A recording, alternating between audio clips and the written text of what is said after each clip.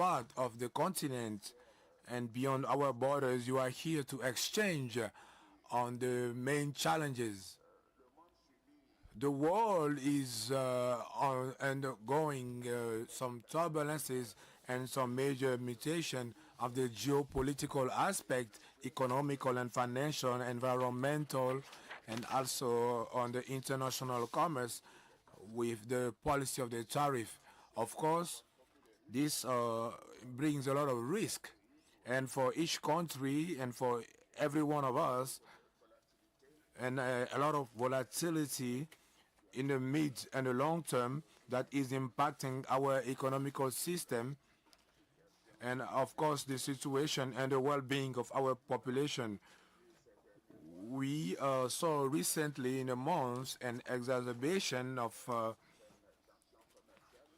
in the business world that created some problems in the supply aspect, and also the perspective to go back to the normal aspect is coming slowly, but we have a lot of challenges. Africa is going through a lot of issues. Access to financing that has been minimized. A lot of countries have insecurity with the permanent threats of terrorist group, while others are in the political instability. And we have a lot of issue going on in the different. Despite this world context of uncertainty, as I was saying, and my brother President Ramaphosa, Côte d'Ivoire has a lot of resilience and a dynamic of strong growth that is around 6% from 2024. That is projected to 6.5% in 2025. The inflation is being managed and should establish around 3% in 2025, which is way below the regional average, and I can even say at the continental level. Our resilience is reinforced by the diversification of our economy that is carried by the dynamics of the agricultural sector. As you know, Côte d'Ivoire is the first producer of cocoa with 40% of the world production, and the first producer of cashew nuts as well. We just discovered some important of oil, gas, and also the extractive economy is increasing. But all that can only be evolved with a dynamic private sector. And this is the choice that we made, that in all those sectors, private sector is in the front four and the major part as well of the investments in this sector. Just to give you an example, the employment in the private sector in Côte d'Ivoire is around 350,000 in the public sector, and we are around 160,000. So we have an macroeconomic landscape that is relying on a lot of investment in the private sector. Côte d'Ivoire will continue to monitor the solidity of its macroeconomic framework to favor the development of the private sector in a sustainable rhythm. Of course, in order to increase the the African economy in the creation of the added value at the world level, we have to reinforce the exchanges in Africa while pursuing the efforts of transformation of our products and our raw materials. And I can say that on this point, I salute the presence of my brother, the President Issoufou. We have to make more progress. The ZLECAf has started very well, but unfortunately the results are still low, even if Côte d'Ivoire is one of the countries that is working a lot with the countries in the sub-region and countries on the continent. we have this common willingness to affirm with clarity to create a new balance, to be in a reciprocal commitment between African countries and having a sharing vision of a development and reinforce trust. You know, all that can be done if we really are able to improve the structural transformation of our economy. And that should really rely on concrete priorities of the human capital that is competitive, guarantee our food sovereignty, energetic, industrial, our value chain, accelerate the development of renewable energies, and of course, as our young brother Mata mentioned, master the artificial intelligence and digital technology. I think that Africa has a lot of potential in this area with the youth that is really close and understand better artificial intelligence. We should do our best to encourage our youth to invest more in this sector. So I would like that this huge summit in Abidjan would be a moment of real commitment, gathering all the public decision makers in the public and private sector to have some strong solution, ambitious that are adapted to our reality, to emerge the next generation of African champions. In Côte d'Ivoire, we are working a lot to emerge some national champions. So it's on this word of hope that I declare open the 12th edition of Africa CEO Forum, and I thank you.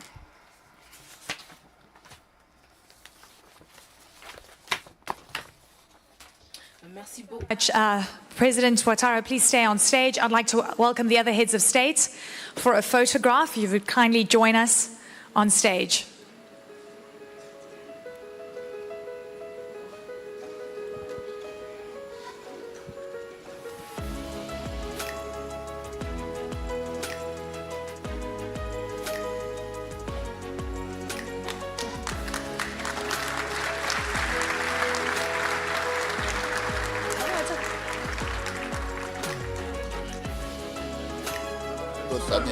Voilà, j'ai pris le micro en main.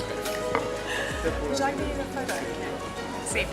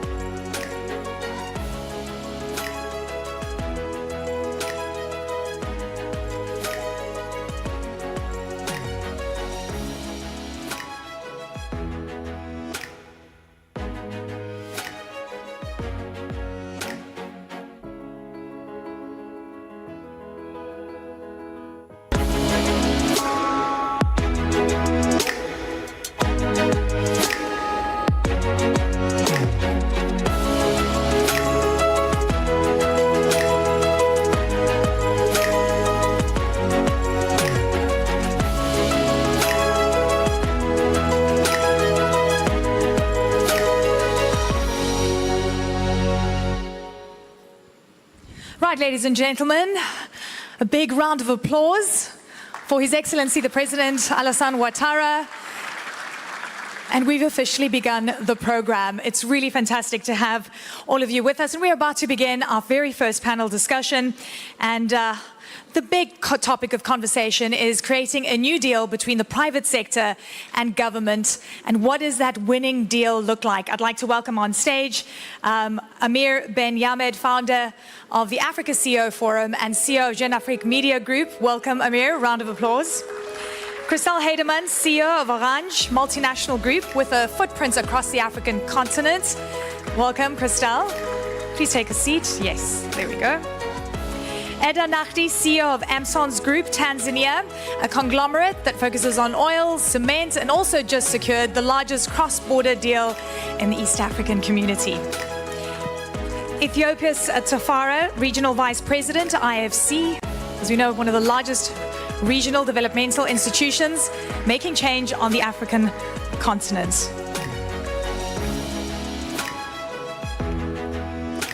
Welcome and take a seat.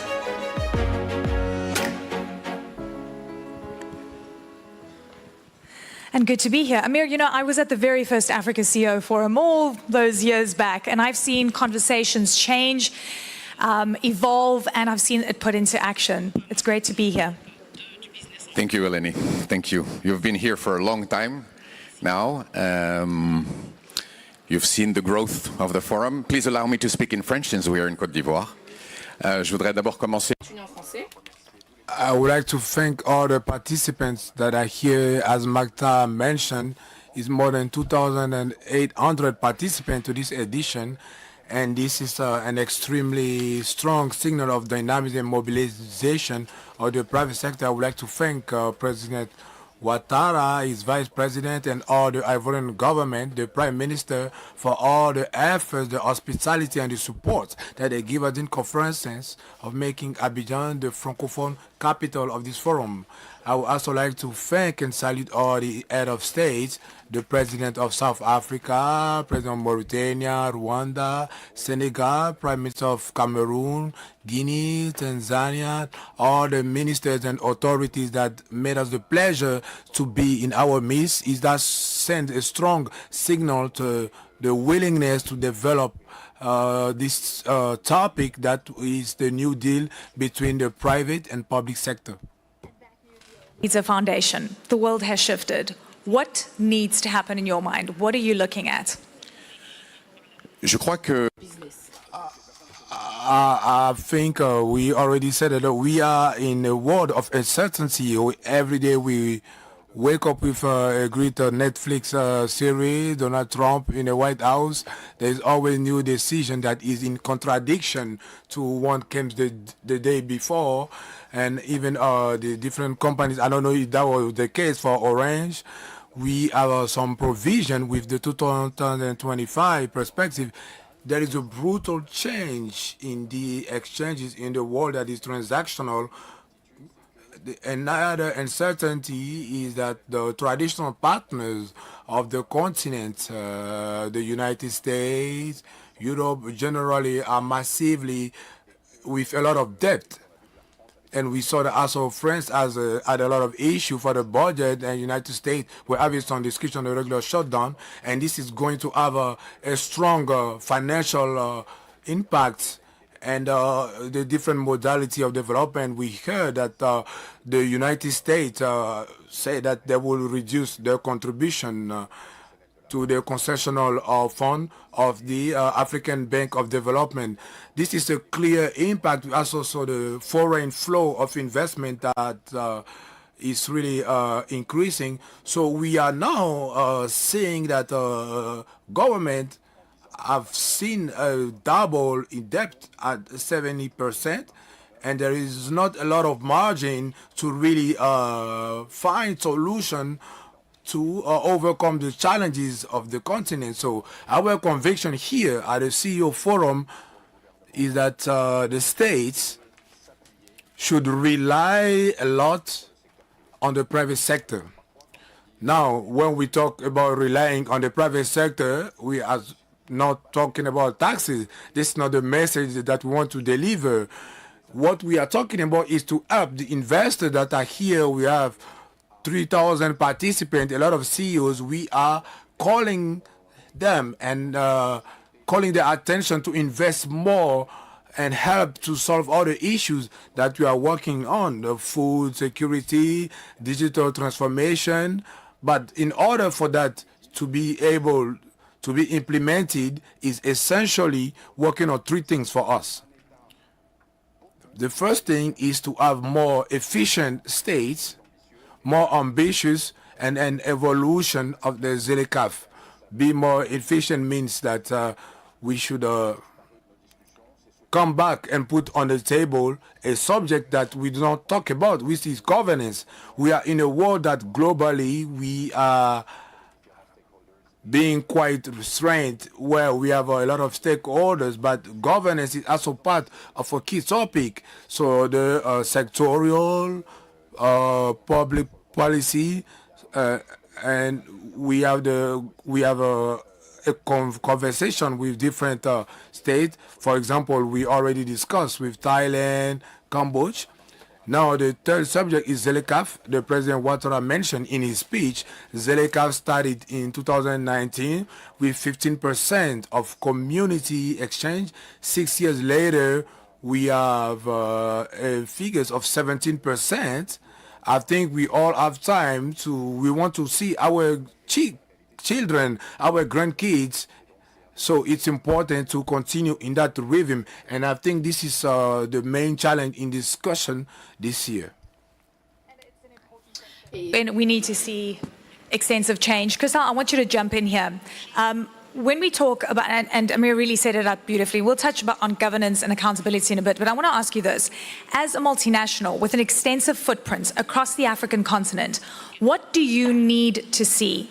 What needs to happen at a government level for you to create more value addition, more jobs, to expand further? What is prohibiting you from going bigger? Well, I think, first of all, it's an honor to be here, and thank you for the invitation. I'm going to speak English, but maybe I should switch to French. But I think for the panel, I'll stay with English. But it's very important for any company, whether it's a small or a big, a local or a multinational. And I think for Orange, actually, we're not a multinational, we're a multi-local company. It's very important to have predictability. And I think if you want to attract investment, predictability is probably the key driver. When it comes, of course, to Orange, we are investing massively. And there's really we're talking about more than 1 billion every year in our infrastructure on the continent. There's really three things that can help continue to unleash the potential of Africa. Number one, and it's been said, it's really talents.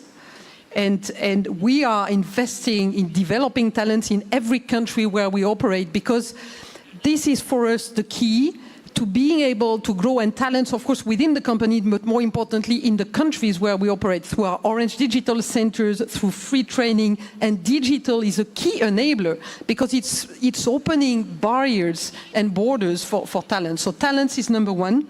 Second, infrastructure.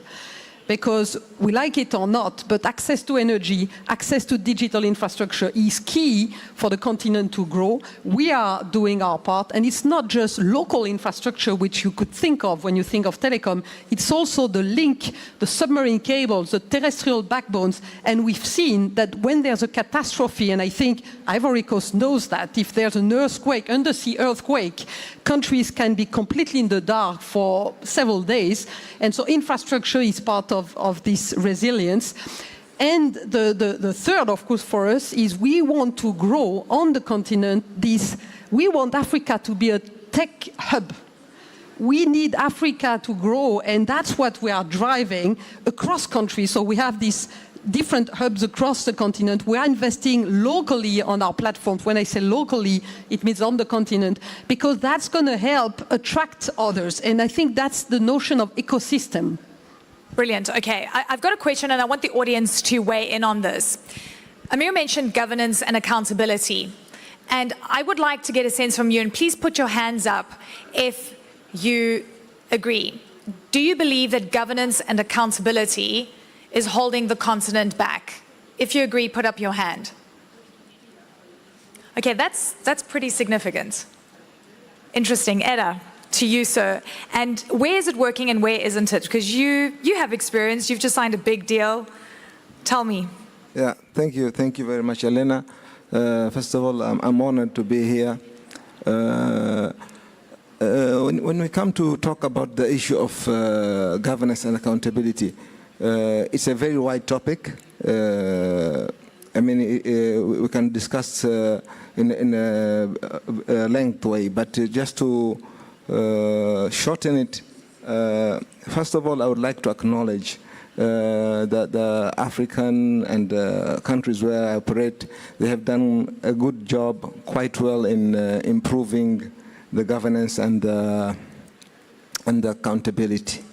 I've been around for 18 years in the business world. I can say the transformation I've seen so far is good. Apart from that... but is it enough? Do you believe that we're in the right momentum? Well, you see, we have to start with primary and then we go to secondary. Enough? No, because the world is also moving. So as much as the African continent is trying to move, but the world is moving further. But they're trying.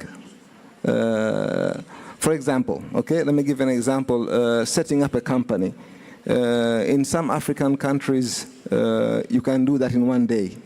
But in others where I've experienced, it takes up to 6 months. So it's not really helping the entrepreneur. Ethiopius, I want you to give us your take at the IFC and what you've seen. So I wanted to touch upon the point that Amir started with about the role of the private sector and what it is that needs to be done to facilitate them playing a bigger role in closing development gaps. You know, in the very clever chat, there was a statement about the fact that official development assistance is on the downturn, right? And it was never enough in any event to close all the development gaps around the world. And the only way you can actually do that is by mobilizing private capital. In the years I've been working within the World Bank Group, what I've noted is that there's no shortage of private capital, and there's no shortage of investors interested in investing in countries. Frequently, what's at stake, or what the issue is really finding projects Bankable that are projects? bankable, where you've got the calibration of the allocation of benefits and risks between the private sector and the public sector right? So I think we need to increasingly start talking to governments about what it is they want to finance with public money, what it is they want to finance with private money, and then help those projects that they want to finance with private money get to bankability by getting this calibration, this allocation of benefits and risks right. And as Makhtar indicated earlier, I think it'll be incumbent on us to work with our colleagues at the bank to be sure that governments feel that that calibration takes into account the public interest, right? I think that has been one of the gating issues, is that sense of, am I getting the right deal here, right? Yeah, but I think that will be key. Can I interject just for a second there? And I think you make such a pertinent point there, because it is about the deal. It is about what government wants to finance, what the role of the private sector would be. What has your experience been in terms of the appetite of where public money will go? For the purposes of people in this room, what is your take? So I think because of the shortage of ODA, of official development assistance, I think we need to focus on placing that public money in initiatives and in reforms that actually will enable and mobilize that private capital. It's scarce, so it needs to be carefully applied to open up the floodgates for more private capital to come in. And my experience is that we haven't always done that, but there's certainly the inclination and the intent going forward to do that, because we realize that's the only way we're going to unleash this additional capital necessary for development. And Amir, you know, specifically focused on governance and accountability as one of the key issues that need to be dealt with. You've been working with the private sector on the African continent for a long time. To what extent have you seen this remaining one of the biggest grievances, and what do you think the solution is? À ce niveau-là. So I think from 2000 to 2025, there were some strong years of growth in the continent that was facilitated by the initiative of PPT that removed the debt of a lot of African countries. So a lot of people made a lot of money, countries were developed, and we stopped talking about governance. So now, realizing that 2 or 3 years ago that there is again a movement of political instability, we saw in Sahel, we saw that there is a distrust between the stakeholders and the government. So now the quality of governance, I think that fundamentally for countries to be developed, we have to look at the quality of governance, public policy, development of national champions. So those are the three priority topics that a government should follow in order to be developed. So in the topic of governance, there is a lot of efforts to be made, efforts of the efficiency of the state. I think Christine mentioned the subject of digitalization is a major subject in order to have a more effective government, incorporate companies to have the visa. So at the administrative level, those are the efforts that we have to make. Alors, Of money to complete your acquisition. The largest cross-border deal in East Africa was $250 million. Yeah. So a lot of divestment is occurring on the continent of multinationals that are opting to spin off or sell assets in Africa. And this might be a really important opportunity for African private sector to step in. And your experience in terms of raising the capital of this opportunity coming up and what the private sector should be doing when opportunities like this arise. Yeah, thank you, Elena. Raising the capital, I believe, was or is one of the biggest challenges we're facing in the continent, especially for local entrepreneurs. So for us, yes, the experience was very tough in raising the capital. We had to go beyond borders. We arranged locally, and we also at the same time had to have a backup plan with the international funder. But thank God that the local one pulled through. So yeah, on to the second point. It is true, there are such opportunities when international organizations are exiting the continent. I believe it is the right thing and the right time for local entrepreneurs to step it up and capture those opportunities. But the things that they should be done is basically, number one, a very good assessment on what's being sold or what's being offered on the table. Do a proper due diligence, and if the company or the sector that is being offered matches your ambition, then go for it. Christelle, industrializing the continent is the vision. It is the priority. In fact, we've become very dogmatic about trying to find a way to industrialize. And technology is going to be the backbone of the industrialization process. We want to harmonize border crossings. We're looking at the AFCFTA. Give me a sense of how you're working with governments right now to make that dream a reality as it's being implemented. Well, I think in every country, and it's been said, it's of course working with the government, but it's also working with the national champions and with entrepreneurs and creating a new, growing also the private sector from the continent. And that's something that, of course, we do in every country where we operate, but of course, more importantly, in the largest of the countries where sometimes we invest in platforms that are shared platforms across countries. We, of course, work because of the payment. The mobile payment is, of course, a key enabler of traceability and of course, economic empowerment. And this is true in every country, in the 18 countries where we operate on the continent. And then in every country, of course, depending on the maturity of the discussion on modernizing and using digital as a way to modernize the administration, to modernize every sector. And by the way, this is a discussion we have in Europe as well. I don't think we should be shy on the continent And I come from a country where there's still a lot to do, and we also struggle on public money. So this is something that we have to work hand in hand. It's probably easier to do in companies, and many companies have gone through the digital journey. It's more difficult because it starts by, of course, migrating your data and having also the local, because there's also something critical for every government. Where will your data sit? So we are investing in cloud infrastructure on the continent, in the countries, because of course there's a lot of security, sovereignty discussion that we have with governments, because it's something that is, of course, a decision of a country authority to decide where they want to locate their data if they transform and they move to digital. And it's true that in some areas, there's limited choice from a technology standpoint. And so this discussion around which technology do we use, where will your data sit, which cloud infrastructure, can you trust the infrastructure in case something happens? These are discussions we have in every country. Yeah, and you've got to digitalize governments as well.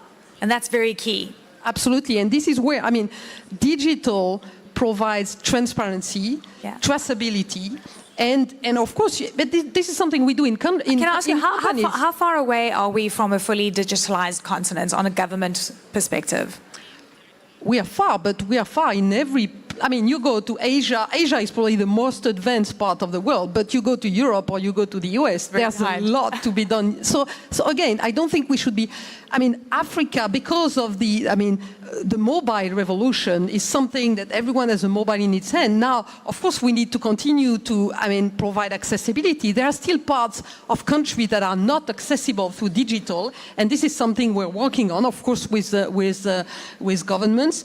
But it's true that if you take any administration, whether it's health, finance, any ministry, any administration, there's a lot to be done. Yeah. Okay, I'm cognizant of time, so I'm going to try and shoot as many questions as possible. Ethiopius, I was listening to President Donald Trump talking about the BRICS, and he says the BRICS are dead.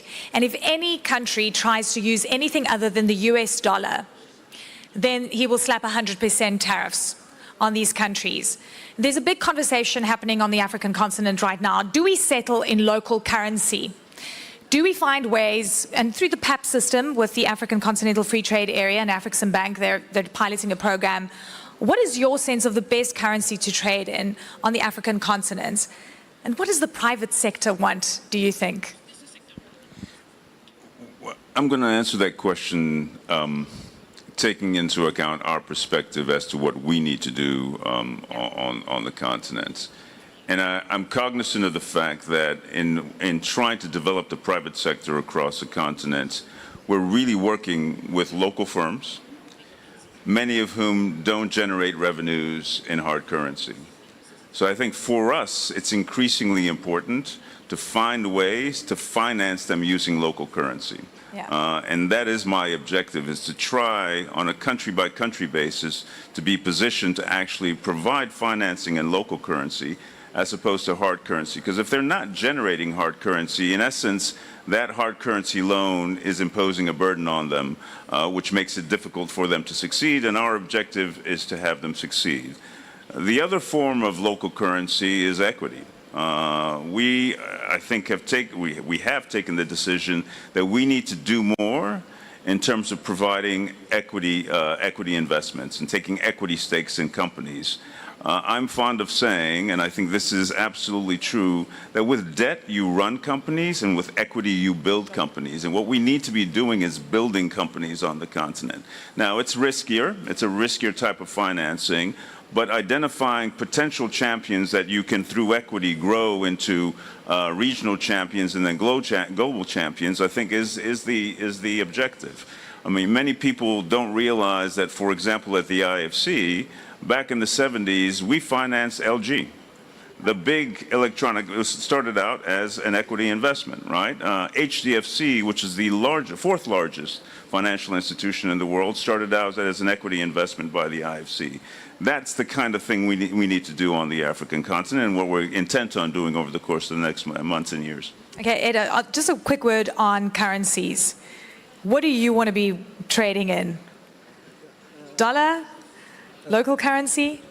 At the moment, definitely local currency. I'm sure the whole continent is facing the dollar nightmare, but local currency is the best way to do. Okay, quick question. Local currency, hands up. Dollar? Well, if you don't want to trade in local currency, I'm going to assume. We've got about a minute left. Amir, I want you to wrap this up for us. How, because the theme is this new deal and the winning deal. I want you to describe what the winning deal would look like. I think there are two important things. All entrepreneurs that are here share these objectives. We have our best in class and the rhythm. And this is something that we should absolutely put in our discussion with the government. Do we have a best-in-class governance? Do we have our public policies that are best-in-class? And are we working in the rhythm in which we have to work? And also, we are doing a lot of rankings, our companies, and it is important for Africa to stop comparing itself in its environment. It has to be out of the comfort zone. There is a world that is emerging with the African Union, European Union. There's more than 40 countries that are making more than 700 billions. Africa has to be in this competition. The competition should be Colombia, Thailand, Indonesia. We should not be comparing and competing among each other. We have to look differently our ambition. Ambition, vision, using the right benchmarks to attain that strength as a continent, because we've said this, we've got the leverage, we've got it all. Ethiopia's Eda, Christelle, Amir, thank you so much. Ladies and gentlemen, round of applause. Thank you.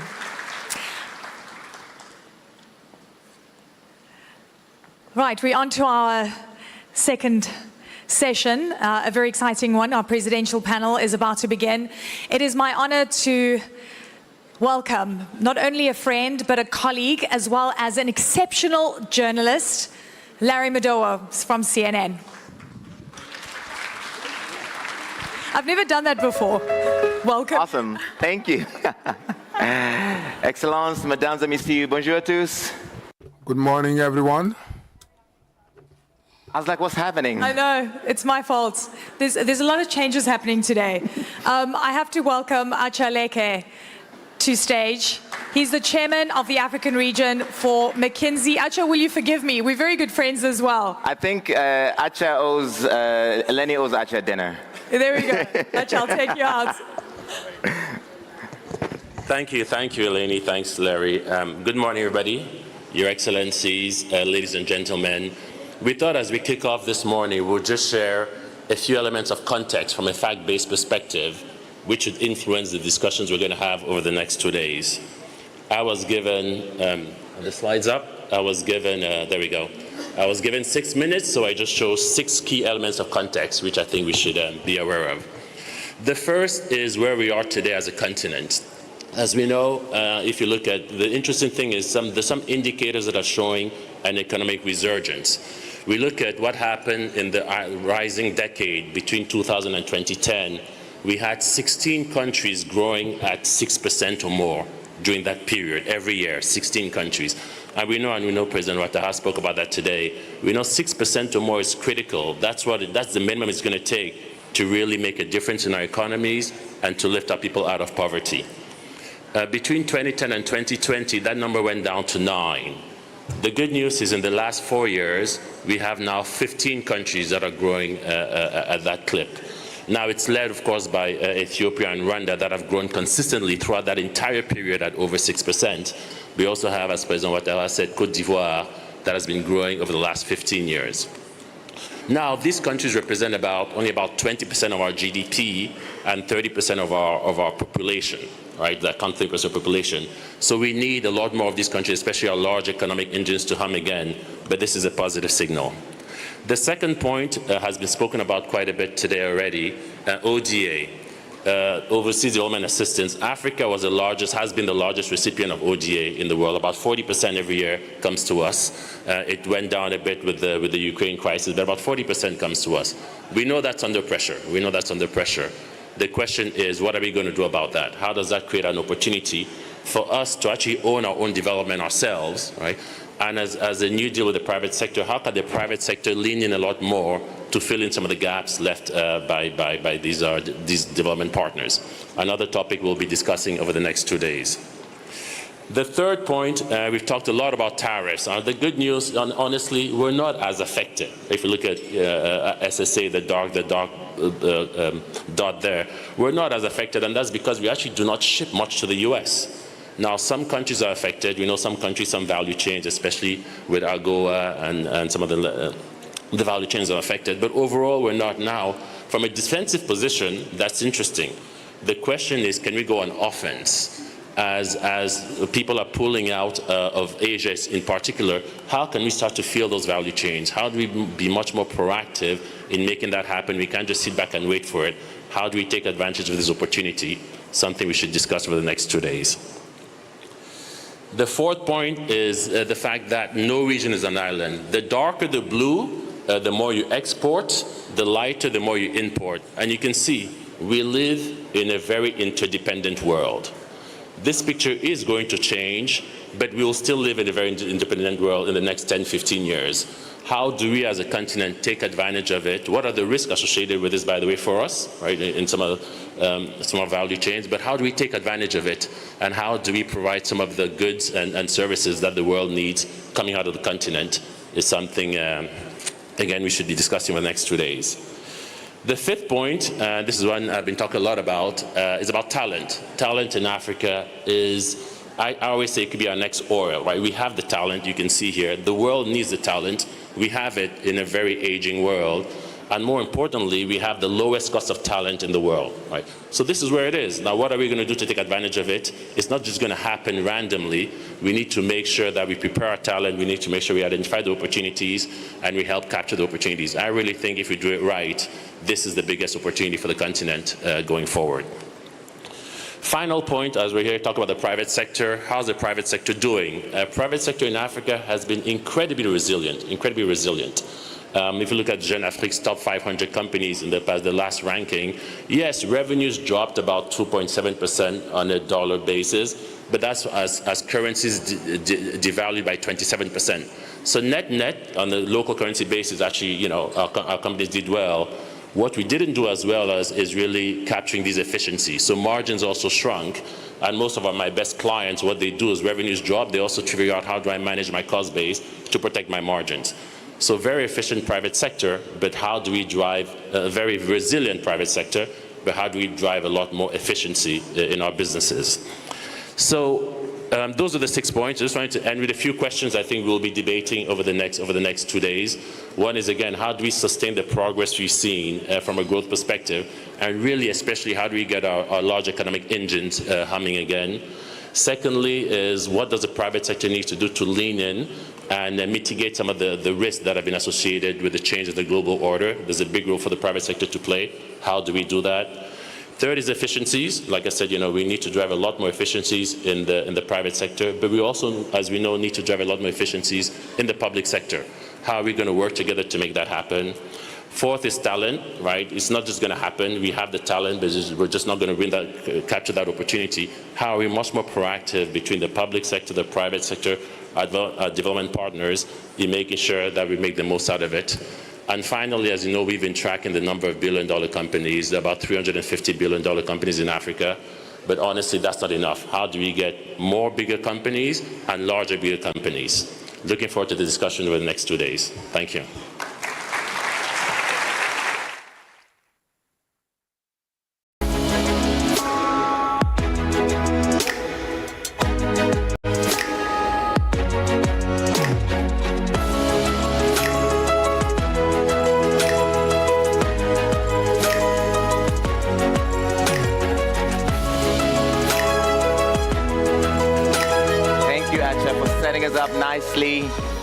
And we're going to start the presidential panel now. We're going to talk about a powerful Africa towards economic, political, and commercial integration.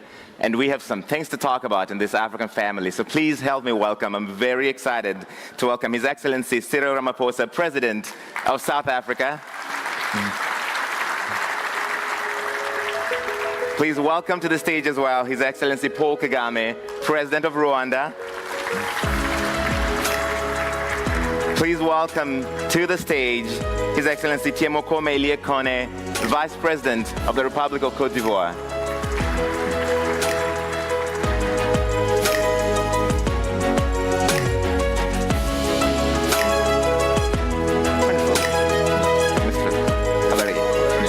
Mr. President, how are you? It's so low. You'll be fine, you'll survive.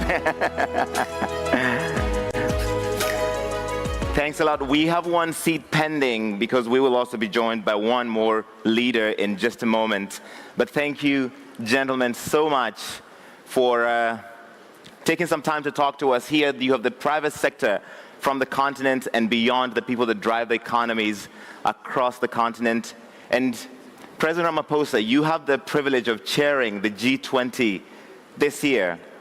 And there are many people here, private sector, governments, who are hoping that because you're in this pole position, you can advocate for the extension of AGOA, the African Growth and Opportunity Act, quota-free, tariff-free access to the US market, in a time when the opposite is happening.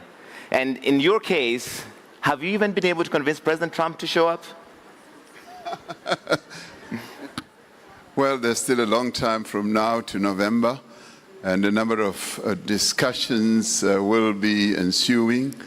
And so the G20 process consists of 130 meetings the whole year, and we participate with a number of countries, and the US also participates, and leading to that summit where we will, as South Africa, hand over to the United States. One would hope that it will all happen seamlessly and in an ordinary and well-managed manner. So we will see how this whole process will end up.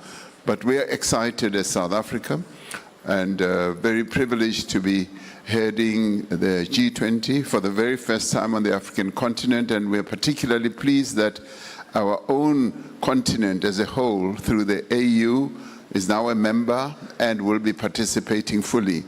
As we get the world to discuss our priorities and our theme, which is solidarity, equality as well. And as we do all that, we expect that our key priorities will become top of mind in the discussions that are currently taking place leading up to the Leaders' Summit in November. Thank you, Mr. President. And we are joined on the stage as well by His Excellency Mohamed Ould Ghazouani, President of Mauritania. I'll come back to that in just a second, President Ramaphosa. But President Kagame, when we spoke in February, at the beginning, shortly after President Trump took over power, you said you supported the cuts to aid, that we as Africans have to be self-dependent. We can't rely on other people to fund our development. A lot more has happened since then that in some ways threaten our economic advantage as Africans. Do you still support largely what President Trump is doing in resetting our relationship with America and forcing us as Africans to step up? Well, thank you, Larry. I think we have to put everything in a context. Whatever President Trump has decided, or whatever anybody else will decide in the near future, there is a history to how we've been going about things for decades as Africa. So it isn't like we should just wake up one morning and because of what somebody has done that affects us, we should have been building up the momentum in terms of what we need to do to make Africa self-dependent and resilient and also in how Africa works with other continents and other countries. So that is the context. So in this case, it is as well that President Trump decided to do what he did, if that was only to add to many other reminders or things that should wake us up to, as Africa, be able to do what we ought to do. And there are many opportunities. We always talk about potential of our continent, but when do we realize really what this potential is all about in reality? I think that has always been the question. And that comes back to us as a continent, as a people of this continent, to take the bull by its horns and deal with the problem.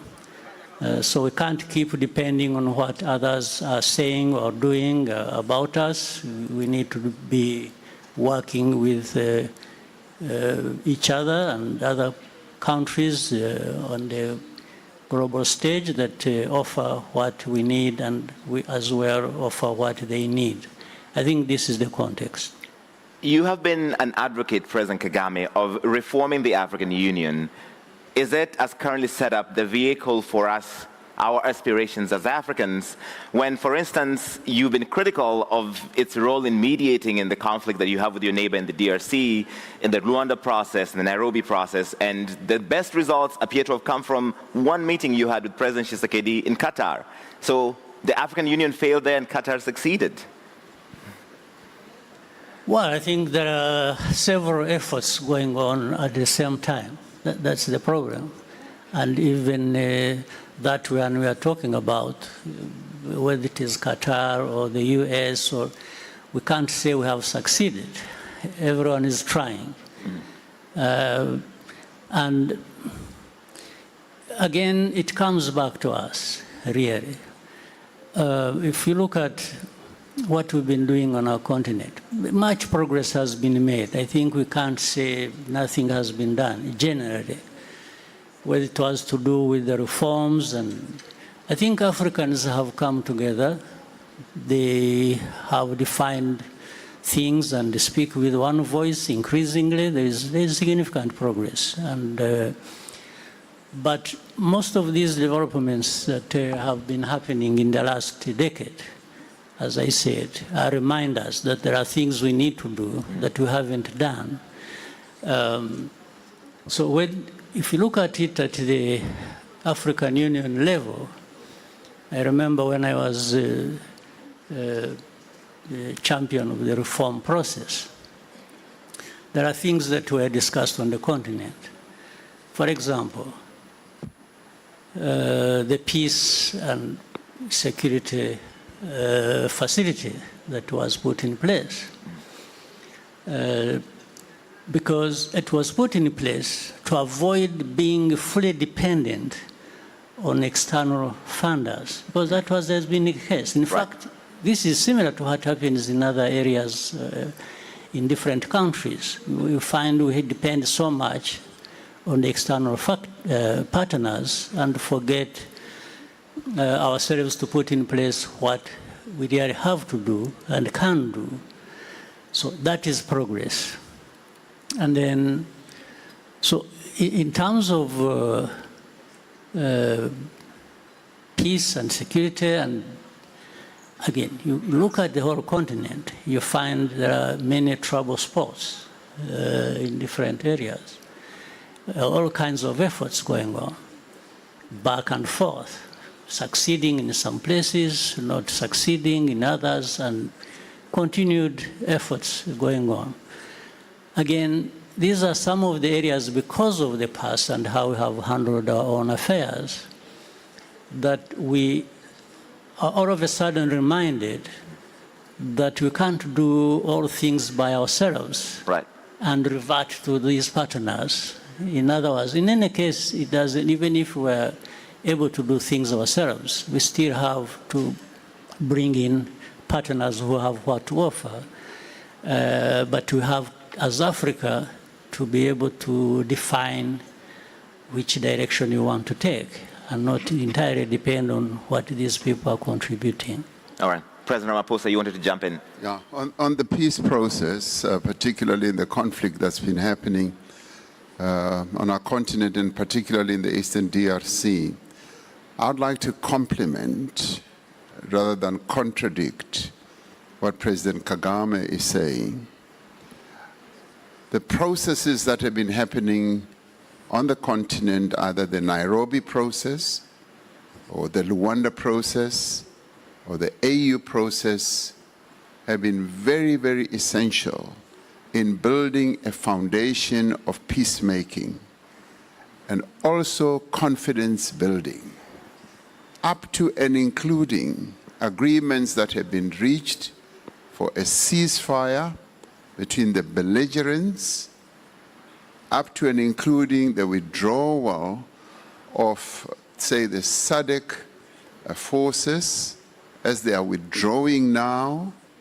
I mean, people may think that President Kagame and I are in conflict, and some of you may have thought that there's going to be fireworks as we're sitting close to each other. It is wonderful to see you agreeing and not contradicting each other.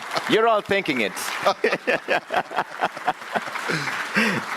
So all these efforts have been building a very strong and firm foundation. And of course, because our countries on the continent are not islands, we don't live alone in this God-given world or planet.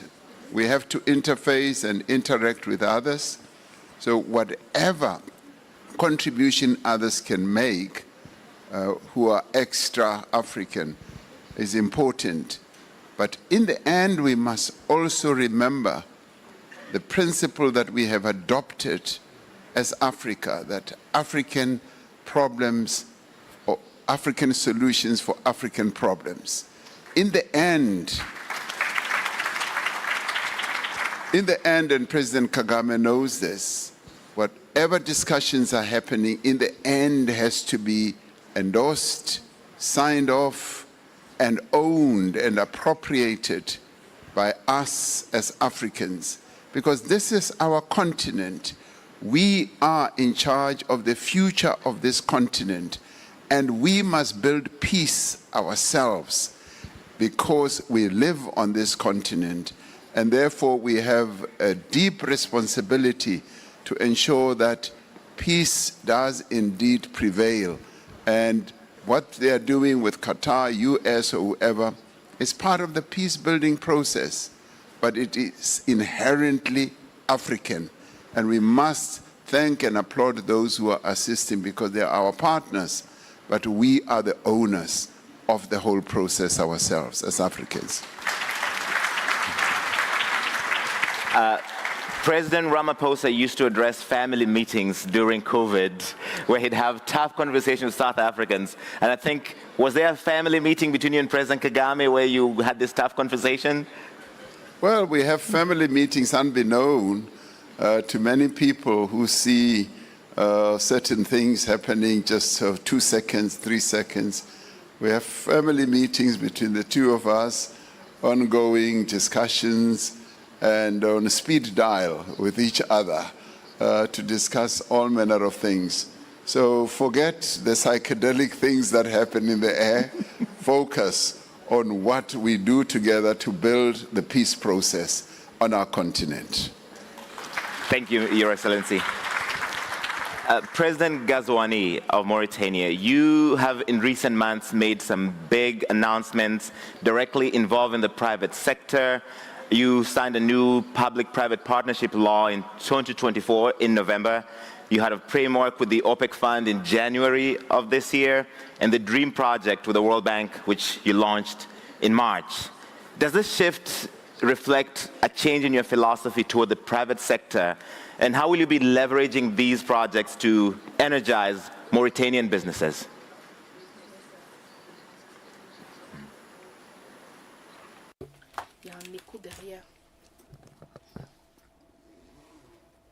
Thank you very much.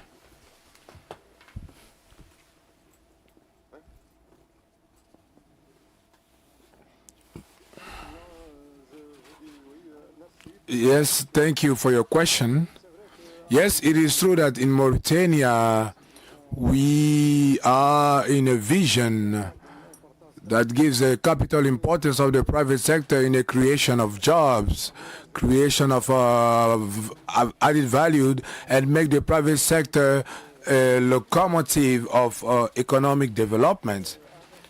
Indeed, you know that the pressure has increased on the government for the accomplishment of their mission, and we are actually trying to mobilize public resources. And this reality is obliging the private sector to be a key sector that is essential for financing and also the provision of services in favor of development. We are convinced that the private sector cannot fully play this role if the states is not committed and putting necessary reforms to build an environment that will be more attractive, that will guarantee the legal security of the investments, whether at the national level, international level, more modernization of infrastructure, promotion of human resources. So it's only that the project that you mentioned when you in your question, that is actually confirming our willingness to favor emergence of a dynamic private sector that will bring more growth and also employment as well. Now, today, the private sector has the possibility to intervene as a self-producer of its needs in energy, and also sell the surplus to public companies of electricity through key tools that favor the development of the SME, like the new code of electricity, the new law that we just put together, impact the Pact of Energy, reform of the public market, the new code of investment, and etc. So our national pact as well of energy that was presented in Dar es Salaam in January during the launching of the M300 program. This is for the private sector to be more involved, and we are around $28.5 billion, and on the 2.5 billion that we projected. So this is a important commitment to allow the production of 100 and 200 megawatt of electricity, IPP and PPP. So now regarding the new agreement, the partnership that we signed with the fund that you mentioned for the amount of $120 million is a support that is directed in the IPP and also the DREAM project as well, of $181 million that we signed with the World Bank, that we allow also through the battery of storage to reinforce the capacity of Somalek, and also benefiting a technology and also an expertise developed on the private sector. So globally, to conclude, our economic and social developments can be increased through a dynamic private sector with more ambition and committed with the public action. Thank you very much.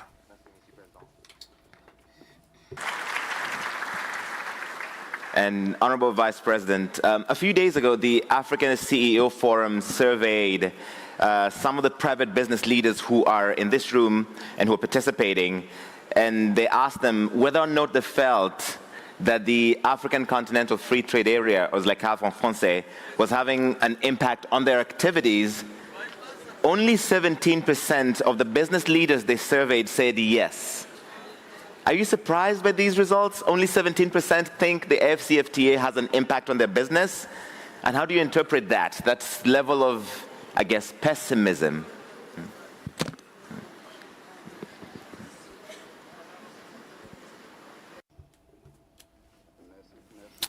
Thank you very much. I would first like to express my gratitude to the President Ouattara that allowed me to be with his colleagues here in this panel.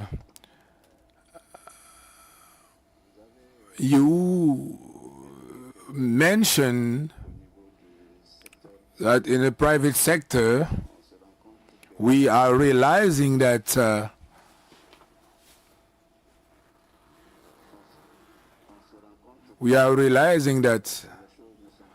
things are not quite as we wish that they will be.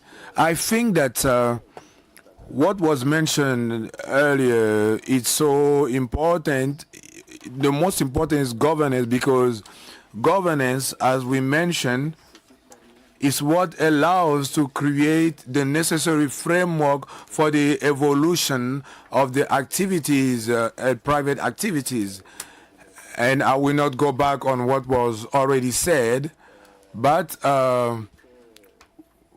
what we all wish is that the expression will be done. So it means that the people that need this governance that will be directed in a certain way should say it precisely, because the needs are multiple and are multiform, and is through the collaboration of everyone in all sectors of activities that need coverage, and we should work accordingly to our needs. So I think that if the governance is good, and that the companies and the private sector is able to find ideas, the performances will be good, and this is what we are seeking for. So here is what we should seek.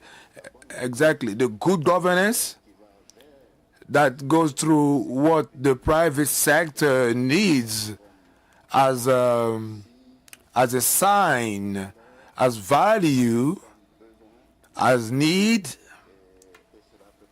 and that can allow to go further in the result that we are looking for. This is what I can say globally. And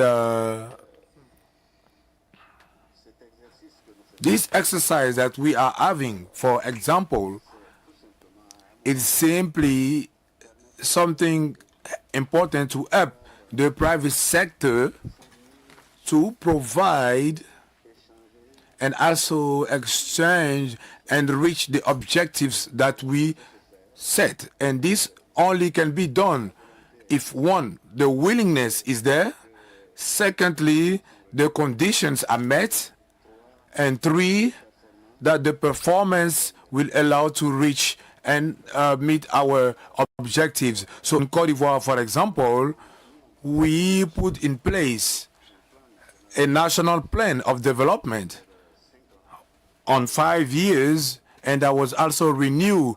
So this plan takes into consideration all the concerns that the private sector have in order to be performant.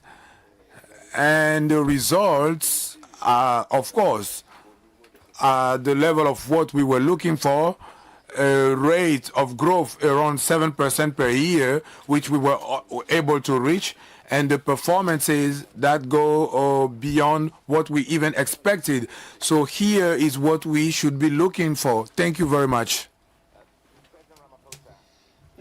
Are you surprised that only 17% of these business leaders feel that the AFCFTA has impacting their business? Yes, well, it is. Because you're a big advocate of the African Continental Free Trade Area. Yes, which I'm about to speak about. It's quite concerning if that is the perception. You know, as I walked in with President Ouattara, President Kagame, and others, as I entered this room, I could smell money. And I welcome this opportunity to sit here and look at people who have money or control money. And as I look at all of you and I say, wow, these are people who control a lot of money on the continent. Right. And I want them to smell the coffee and go beyond their 17% skepticism, because the Africa Continental Free Trade Area is a fundamentally transformative mechanism that was adopted by the leaders of the continent. And we should recognize and applaud the fact that the political leaders under the aegis of the AU saw wisdom, and led by President Isufu, and President Kagame was leading the reform process. They saw wisdom in scaling the fortunes of Africa up and moving us just beyond just talking about politics and the unity of the continent, and wanting to put in place the real building blocks of what will support that unity and the progress on our continent. And that was about the economic growth of the continent through engendering trade, and that's why the African Continental Free Trade Area was adopted. So it is an engine of growth, and through it we'd like the private sector to embrace it, to participate in it, because what it does, it gives the African continent an opportunity to integrate, and it gives business people the opportunity to see the 1.4 billion people market on our continent and a GDP of the entire continent adding up to $3.4 trillion. Now, with this agreement, we're then able to get the private sector working with the public sector to embark on meaningful projects such as infrastructure, because for trade to have meaning and to happen on our continent, infrastructure projects must be embarked upon, roads must be built, our airlines must work properly, our ports must work properly, our rail network must work properly. And this is where the private sector can then come and partner with the public sector, where we can work together. And the public sector is keen, having established or inaugurated the African Continental Free Trade Area, in integrating the continent. I saw the integration of the continent during COVID-19, when together as a continent we integrated ourselves when it came to personal protective equipment, and we set up a supplies organization or platform where we bought things together as a continent. And then we came to vaccines, when the West just kept on supplying vaccines to us, and President Kagame, President Macky Sall, myself, and many others then said, we want to make our own vaccines. And then we started a process of integration of things like vaccines into Africa. So we started seeing integration. And what has that led to? A number of businesses being established.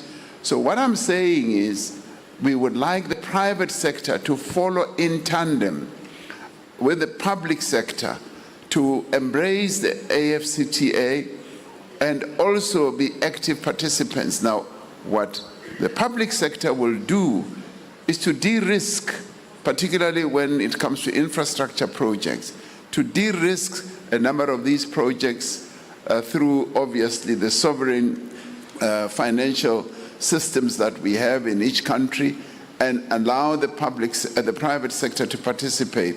So we are twins, we are pods, and we need to work together. And I'd like to see that 17% skepticism whittling down. Right. This is a platform that the private sector must be active in. And the other benefit they will get is that it leads to institutional capacity improvement. It bolsters our skills base, the talent that the continent should have. It opens up trading regions beyond just the regions, but to the whole continent. And this is precisely what we are going to be advocating also at the G20. When it comes to things like critical minerals, we want a critical minerals accord that will enable all of us to manage our critical minerals properly. And we can only do so when the public sector and the private sector move together and work together. So your money should be put to good use. We must not just smell it. You must come and put it to real good use. Thank you. Thank you. President Ramaphosa, these people are sold. You're preaching to the choir in some ways. We all believe in the dream of the FCFTA. But the borders are closed. The flights are expensive. We can't get visas to South Africa. Now, don't be too personal. But the Africa Continental Free Trade Area is going to be the pathfinder, the road opener for all that. It's going to enable all that. The movement of goods, the movement of people, the issue of visas is currently being addressed. And the pace might be slow, but it is happening, and it is going to happen. It's going to open the floodgate for economic activity on our continent. And I would say, watch this space. It is going to happen. Thank you, sir. President Kagame, another issue. There are several candidates here for president of the African Development Bank. And this is happening when we just learned recently that President Donald Trump intends to cut about $555 million to the US, the concessional window. So they're going to take over an organization that still needs a lot of funding. But can we do it? And is it the right body to develop our continent, even when the EU, the US, and others are reducing how much they contribute to it? And this, I guess, is related to your earlier point, we can't rely on others. Well, again, let me start from where my brother, President Ramaphosa, left off. One, we can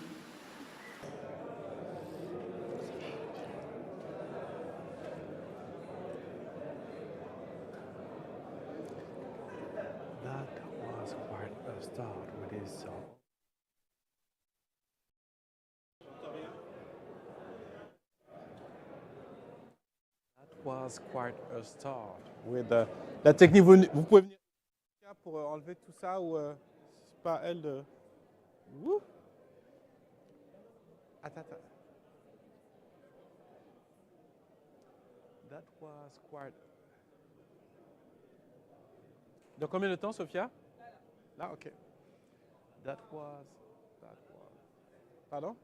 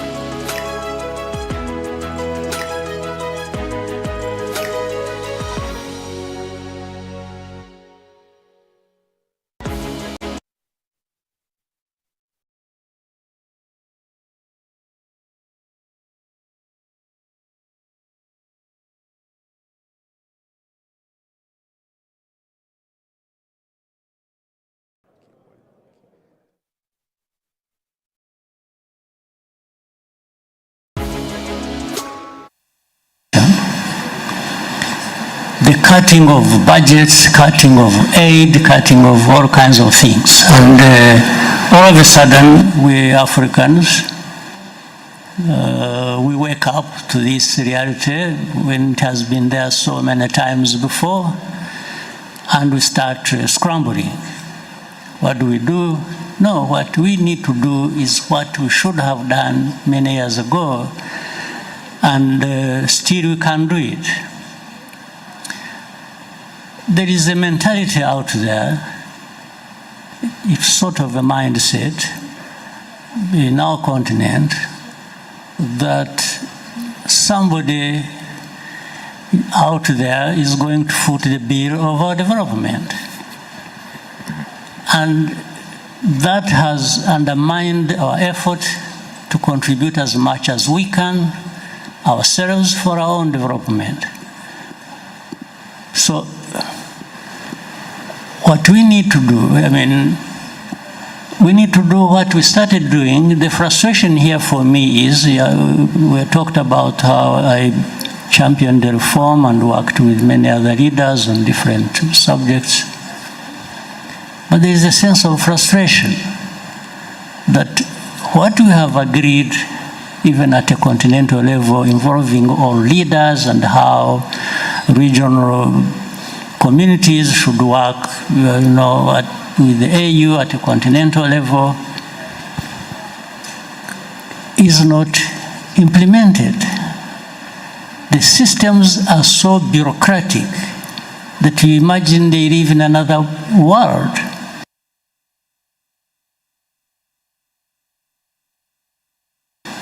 Not without expecting that somebody will always be kind to us, and that's what we depend on almost forever. I'm saying this out of experience. I have lived in my country, and I see many other African countries go through that. So on one hand, there is everything in our hands to do whatever we need to do and benefit from that. On the other, we are expecting that somebody else will come and do what we need for ourselves. Right. So how can this go on forever? We have the knowledge, we have the vision, we have everything. We have resources, and we have organizations, we organize, we have. Africa should be far ahead of where we are now. And we shouldn't take any comfort that some progress has been made here or there. We just need to do what we have to do. Right. Yes, and we have all the means to do it. So we are actually our own problems. So if we addressed ourselves to this matter, that we need to work together, that we need to, we export raw materials, all right? Right. And then import the finished product. Finished products. We export talent and then get experts coming to give us all kinds of things. Why don't we retain this talent and let the talent to do what we need them to do for ourselves? So it's a much deeper conversation you must have, and sometimes if we have to wash our dirty linen in public for the sake of making progress, then we still have to do it. But there is a sense of frustration that you cannot simply be comfortable about. So again, what President Ramaphosa just said, for example, the efforts here and there about our situation when COVID struck. After that, I was given the responsibility to champion the domestic financing for health. Right. Some of these things we can, and you find in the mindsets of many people, they expect that somebody will do the funding.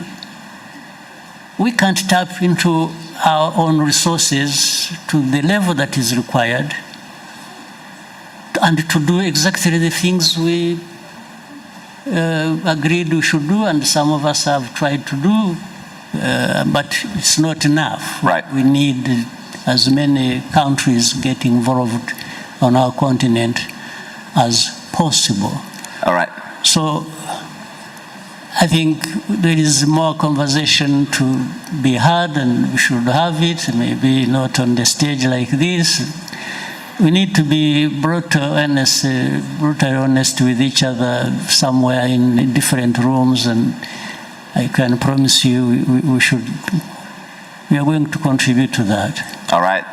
In fact, let me ask President Ghazouani about that, because you just finished your term as the chair of the African Union only 3 months ago. Do you consider the African Union still the vehicle for defending the interests of African countries when there's so much frustration about how slow and bureaucratic? You hear how President Kagame is frustrated. What was your experience, really quickly as we're out of time, Your Excellency?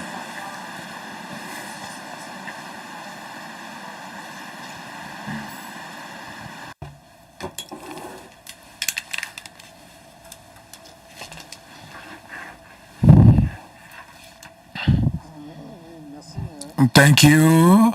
Yes, in February 2024, I had the huge honor to be at the presidency of our continental organization of the African Union. I would like once again to express my gratitude towards my African brothers for this trust that they gave me. And as you mentioned in your question, my mandate just expired three months ago. And at the end of this mandate, I feel a pride for what I accomplished as a duty of serving the African Union in the world context that is also really complex. And we saw all the regional and world tension. So my vision of this responsibility was always to carry our continent in its rich diversity, its history, in its assets, and also in the conscience of its weaknesses, and as a major actor at the international scene. It was to commit Africa in a trajectory of a renewal to meet the aspiration and also the deep concerns of our population. So this renewal that I am talking about can only be done through a collaboration. So and from in my opinion, we should reinforce the cohesion of our institution in Africa, and also going from the conference of the head of states up to the specialized agencies of our organization, while hoping a coordination, ensuring an harmonized coordination of the different structures. We are working collectively in a same direction with a shared intelligence.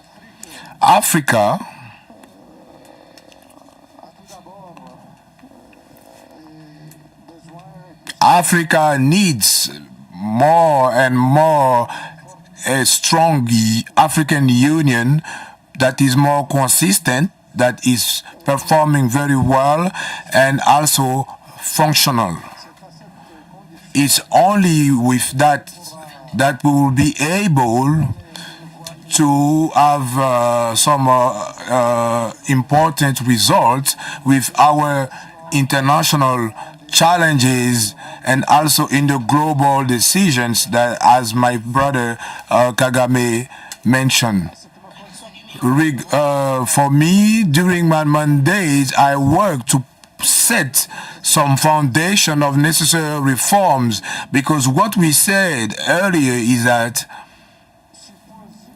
let's say that let's say that we put together good reforms.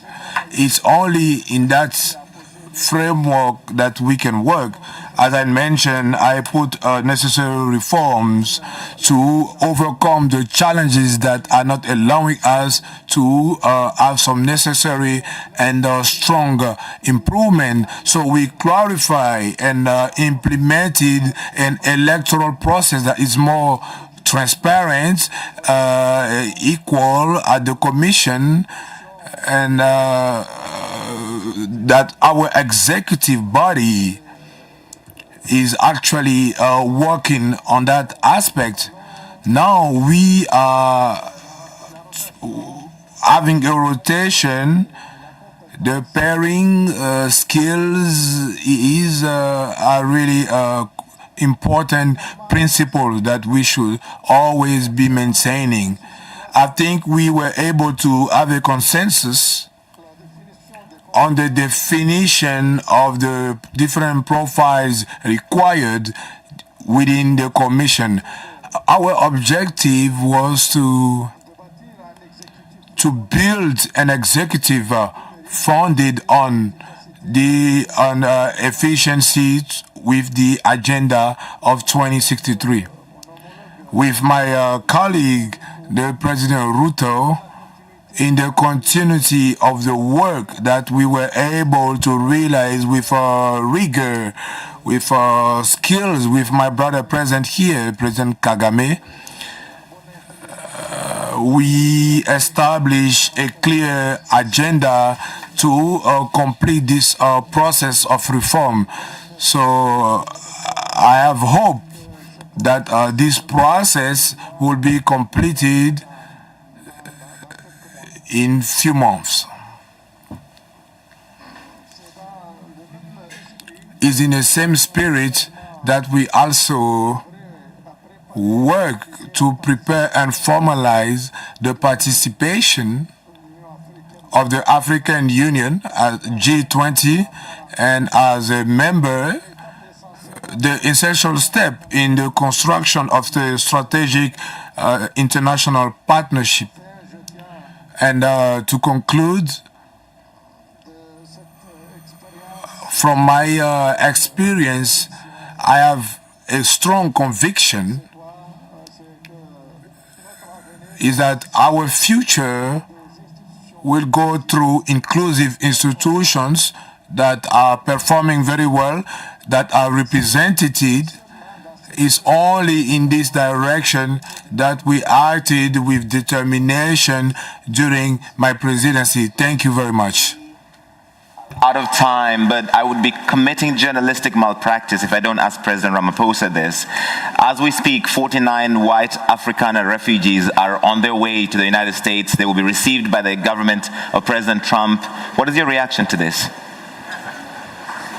Well, we've raised our own concern because those people who are being enticed to go to the United States do not fit the definition of a refugee. A refugee is someone who has to leave their country out of fear of political persecution, religious persecution, or economic persecution. And that's what the United States says they're undergoing in South Africa. That's why they've opened the door for them. Yes, and they don't fit that bill. They don't fit that description.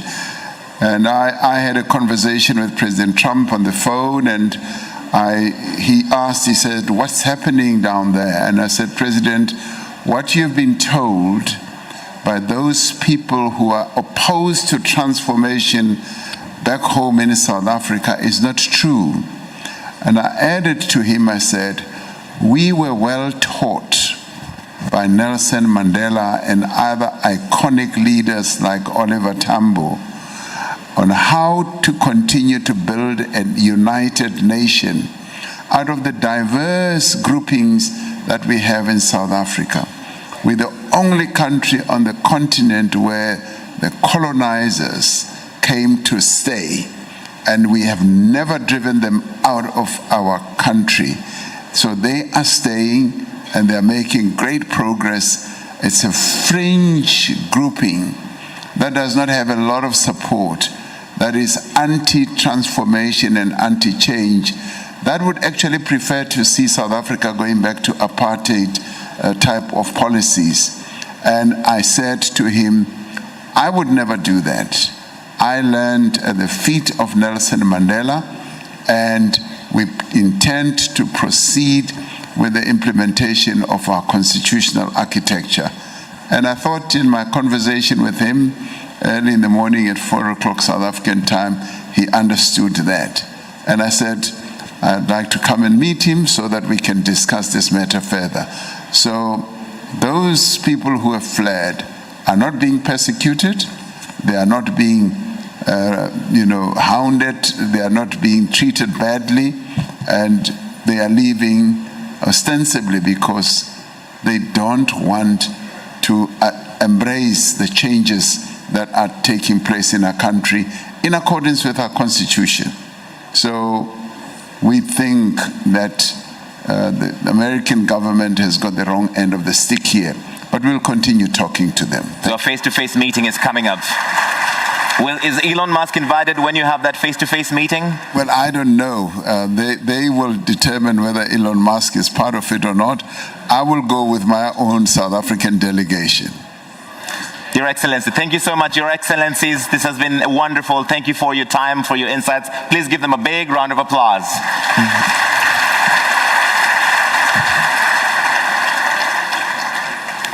Thank you. Always a pleasure. Ladies and gentlemen, Well, we're coming back. I'm sorry for ambushing you. No, you're good. in around 15 minutes, we'll have another session.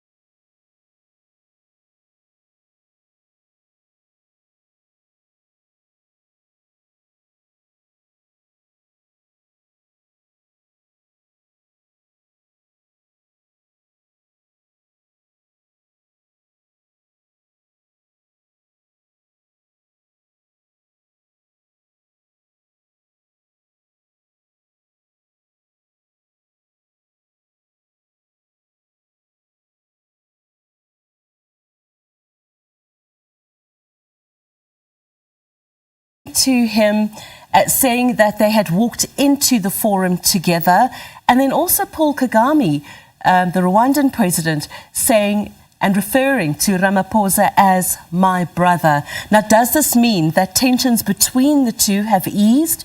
And those tensions I'm referring to specifically were about the two leaders earlier this year over the conflict of the Democratic Republic of Congo and South Africa's deployment of the SANDF at in the eastern DRC.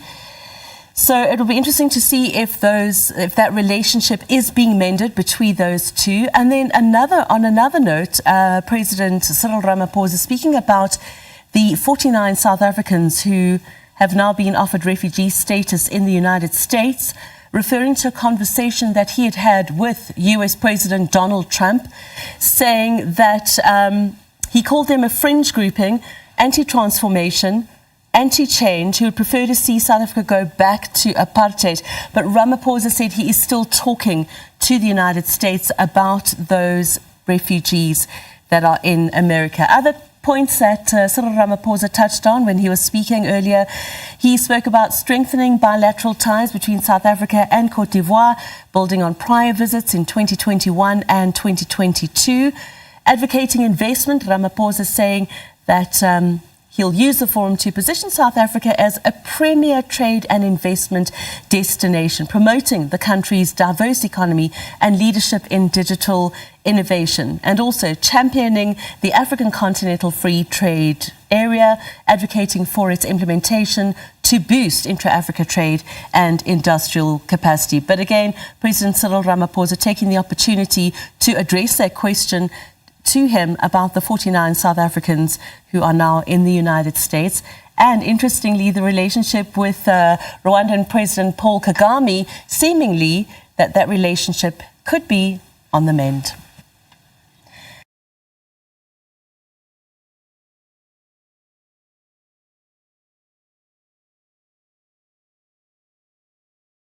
OECD process, and that is precisely what we're doing. And as we see those global shifts when it comes to trade, particularly after President Trump took office, we've seen, as we mentioned earlier, those negotiations happening between the US and China, an effective trade war between the world's two biggest economies. Where does that leave the African continent? Where do you think the risks, the rewards are today?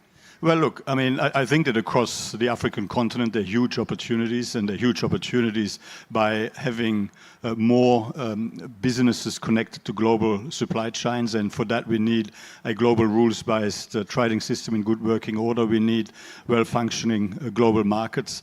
And, you know, in that context, I warmly welcome the fact that there is a dialogue, constructive dialogue happening between the United States and China when it comes to some of the bilateral trade issues between the US and China. But I also think it's good to see that more broadly there is dialogue happening now about how some of the genuine issues in the international trading system can be better addressed, how global trading arrangements can be made fairer without the need to resort to tariffs, how we can make our international trading arrangements fairer and work better while keeping markets open and while maintaining the benefits of global rules-based trade. And I think that is also very important for Africa. And of course, at the OECD, you're always gathering data, you're getting information, you have a bird's eye view of the global economy. That can be a good thing. I'm sure it can also keep you awake at night, just seeing how things are changing. What's your assessment of the impact of those global trade shifts at the moment when it comes to the continent? What are the things, the data that we should be looking out for at the moment? Well, I mean, in terms of the continent, firstly, there's massive opportunity just from the demographic developments here in Africa. I mean, the working age population in Africa will more than double over the next 25 years, and that is a trend that is quite different to other major parts of the world. It comes with a challenge when it comes to investing in education, skills development and the like, to make sure that human capital is really as prepared and as able to participate in the benefits of global trade as possible. But then in terms of the broader issues, I mean, you know, of course, I mean, it's important to have the engagements with all of the players around the world to make sure that the rules are such that they facilitate proper participation of all. But it's also you know, important for Africa, I guess, and this is where we are working with the African Union Commission in particular, that the information that is projected out into the global economy is a better quality, more comparable, more transparent, and we're essentially, because I mean there's some misperceptions of risk that are perhaps holding some of the economies across Africa back, and by having better information, more transparent information, more comparable information about some of the risks and opportunities in Africa, I think we will be able to boost the level of investment, we will be able to boost growth even further. And, you know, as you're here, you have the opportunity to meet with African heads of state, senior African CEOs as well. The criticism sometimes for the OECD has been that some of the frameworks, the resolutions you have reached aren't beneficial for the Global South. that those resolutions perhaps might be too advanced or do not take into context the situation happening on the continent. How are you addressing that, especially at a forum like this? Well, look, we have many partnership arrangements. We work closely with the African Union Commission, and we always seek to adapt and adjust, what our offering to the partners that we're working with. But, in the end, we do believe that countries across Africa will benefit from closer alignment with international best practice, strengthening capacity, strengthening governance arrangements, strengthening the application of the rule of law. These are all things that will help Africa, will help the continent further seize the massive opportunities in front of you. Indeed. And as we talk about your role on the continent, of course, as you try to put in place or reach global agreements on tax, African countries are choosing a slightly different path. A lot of them have gone to the UN. They want the UN to spearhead any global negotiations on tax reforms. What do you make of that? Is the UN a challenger for you? No, look, we don't see it that way. We have 145 plus countries in our inclusive framework on base erosion and profit shifting. Overwhelmingly, most African countries are part of our inclusive framework, and we have a large number of African countries in our global forum on tax administration. We work closely with the UN through the joint program, which is tax inspectors without borders, which is designed to support capacity building across African jurisdictions. And of course, we understand, we work closely with the United Nations on a whole range of policy areas, but in the end what matters is what will achieve the most tangible, concrete, beneficial outcome. I still believe that at the OECD, bringing advanced, emerging and developing economies together in a way that ultimately offers a chance that advanced economies will follow through on some of the commitments that have been made is a pretty good value proposition. And that doesn't take away any of the work that's being done at the United Nations. Of course, we fully respect and support the fact that the UN will take close interest in some of these matters as well. But in the end, for us, it's a matter of making a positive, tangible, concrete difference. I think that we do have a capacity of bringing countries to the table with a perhaps a somewhat better prospect of follow-through. Would that be the direction of your efforts when you come to this forum, for example, as you're meeting heads of state? Would you be trying to convince them that the OECD path is the pathway to go forwards with? Well, what I find as I engage with people across the continent, as I engage with leaders across the continent, is that there's a very high level of awareness of the work the OECD does and a high level of appreciation. Some of the sort of commentary is not necessarily my experience when we engage with each other. Yes, I think we have an overflow of people coming in from the main plenary hall, the Africa Hall. Of course, we're talking about global tax reform with the Secretary General of the OECD, Matthias Cormann. And as we look ahead, and of course, we've been focusing a lot on multilateralism, how that might change in the coming months, coming years. What is your assessment? You're already having negotiations with the Trump administration, but do you think this could be the pattern going forward, that countries won't necessarily choose organizations like the OECD, the UN to reach agreements? Is that shifting going forward? Look, I don't think so. Fundamentally, countries will always engage with each other bilaterally, but there's going to be a whole range of issues on which it's important to engage multilaterally. And clearly, the UN, I would say the OECD, but other organizations, the IMF, the World Bank, the World Trade Organization, and so on. They all have important roles to play as part of the global governance architecture. Now, multilateralism is never easy because you have a diversity of countries with different perspectives, interests, political systems, economic outlooks coming together, trying to find a common approach to the way forward, and that involves compromise. And when you have governments, inevitably, that all come into the discussion representing their national country, their national populations, then sometimes that is sometimes not entirely straightforward, but it remains incredibly important. It remains incredibly important because, I mean, in the end, the whole range of outcomes can really only be achieved by countries around the world working together. And just because it's hard doesn't mean we shouldn't keep at it. Yes. And just going back to what you were saying about tax and the role that you're playing in terms of boosting the capacity of countries across the continent to be able to get more tax.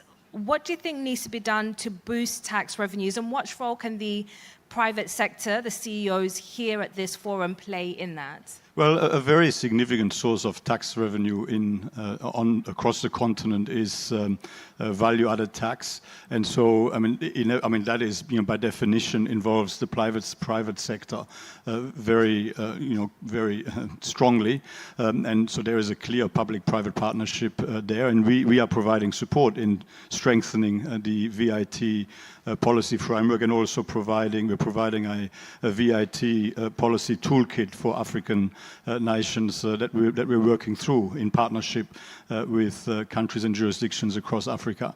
But generally, I mean, I think in the continent there is scope to lift the tax as a share of GDP, because I mean there is significant need for investment, infrastructure investment in essential public services, health, education, and so on. And you know, at the moment there is very heavy reliance on VAT, indirect tax, and on corporate taxation to a degree. But also there's this issue where a large proportion of the economy is in the informal sector, which means that there's a disproportionate burden of tax on the formal sector, and so anything that can be done to broaden the base, to bring more businesses into the formal sector will help to make tax arrangements and tax collections in Africa and domestic resource mobilization more effective. Indeed, I think we might have time for a question or two in a few minutes. So if anyone has any burning questions when it comes to how to broaden tax revenues, how we can boost multilateralism as well around the world, then feel free to put your hand up. We should be able to bring a mic to you, so feel free to do that. We can take questions in English and French as well. And so you're talking about boosting tax revenues.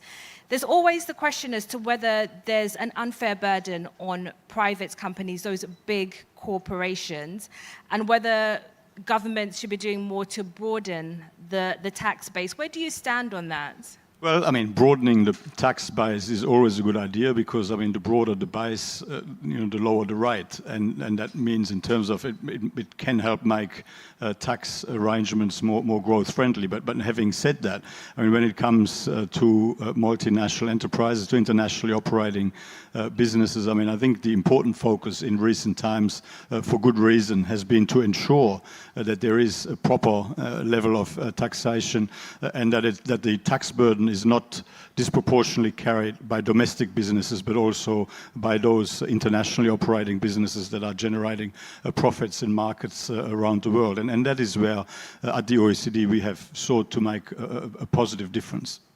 And how long do you think before we can get to that stage, right? So we're talking about those big US tech companies, Meta and the rest, or whether you're talking about mineral resource companies, those big multinationals. Where do you think we can get to that point when they're paying their fair share of the tax on the continent? Well, I mean, I genuinely believe that the global minimum tax is making and will continue to make and will make more even of a positive difference moving forward, because it does put multilaterally agreed limitations on tax competition.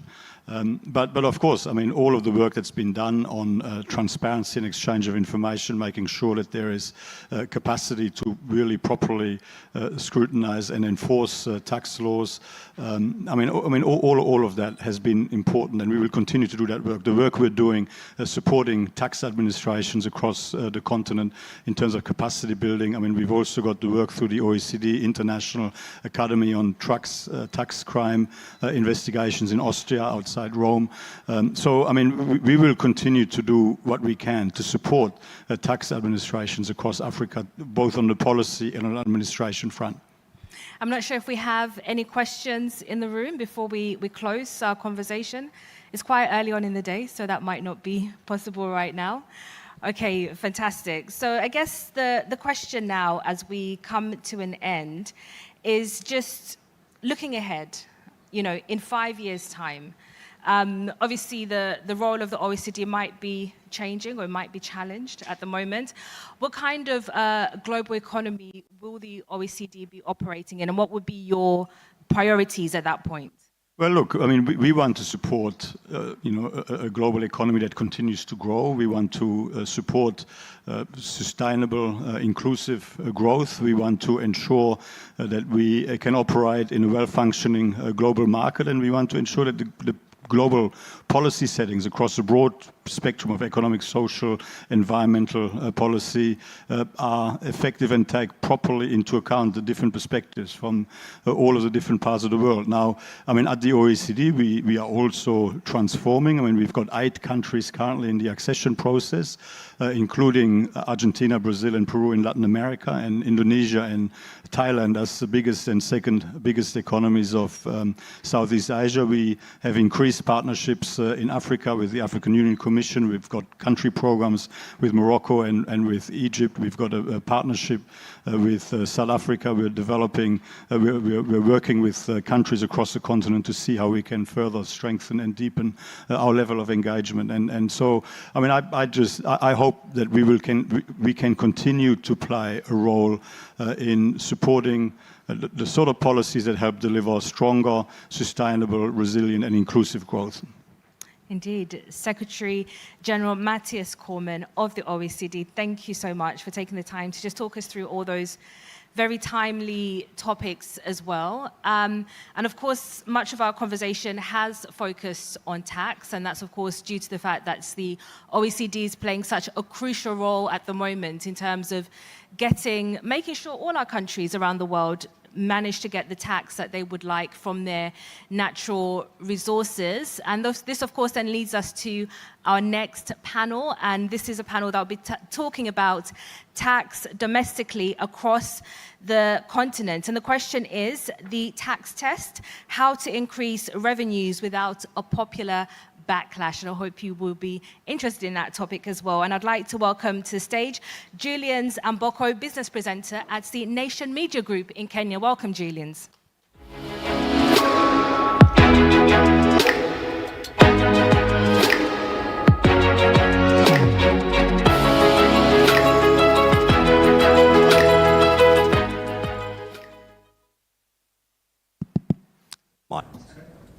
Ladies and gentlemen,